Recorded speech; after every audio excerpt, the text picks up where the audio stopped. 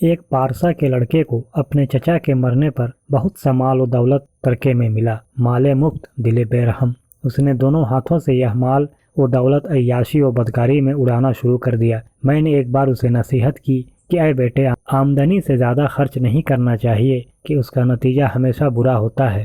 اس نوجوان نے میری نصیحت کو دیوانے کی بڑھ سمجھا اور کہا کہ آج کی راحت کو چھوڑ کر کل کے غم میں دبلا ہونا محض حماقت ہے۔ میں نے سمجھ لیا کہ بیوقوف آدمی پر کلام نرم و نازک بے اثر ہے، چنانچہ اس سے کنارہ کشی کر لی۔ کچھ عرصہ بعد وہی ہوا جس کا مجھے اندیشہ تھا۔ نوجوان نے تمام جائیداد عیاشی اور فضول خرچی میں برباد کر ڈالی، ٹکڑے ٹکڑے کا محتاج ہو گیا۔ میں نے اسے پیوند لگے کپڑے پہنے بھیک مانگتے دیکھا تو سخت غصہ آیا اور جی میں آیا کہ اس کو کہوں کہ کیوں میں تجھے اس دن سے ڈراتا نہ تھا۔ پھر یہ سوچ کر خاموش ہو گیا کہ اس حالت میں میری بات اس کے زخموں پر نمک چھڑکے گی اور اس کے دکھ میں اضافہ ہوگا۔